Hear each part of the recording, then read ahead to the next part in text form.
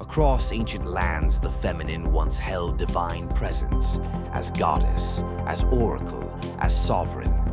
Her image stood not behind veils, but carved into stone, etched into memory, sung in story. But over centuries of conquest and consolidation, her prominence began to fade. From desert tribes to imperial courts, spiritual transitions often came with swords and scrolls. When new orders rose, older beliefs, especially those elevating the feminine, were deemed obsolete.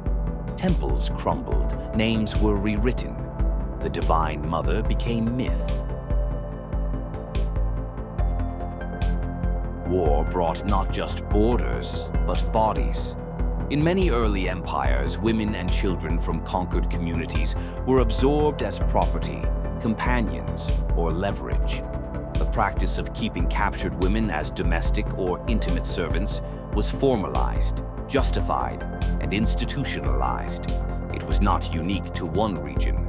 From the steppes to the caliphates, from island kingdoms to continental courts, the pattern echoed. In royal compounds, vast enclosures were constructed to house women tied to elite lineages, concubines, consorts, and heirs in waiting.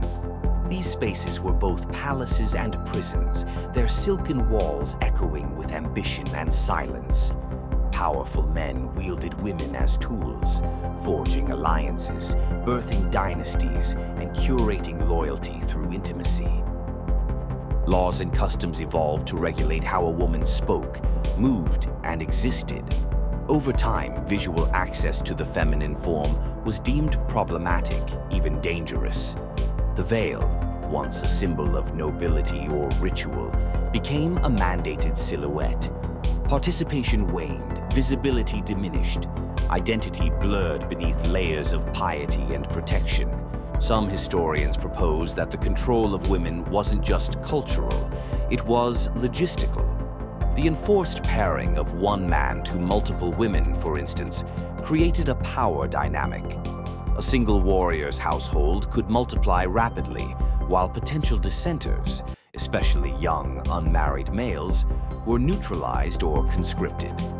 This consolidation enhanced loyalty, inheritance, and manpower, essential in sustaining sprawling cavalry states and mobile empires. Today, the remnants of these systems survive, not always in law, but in lore, ritual, and subconscious memory.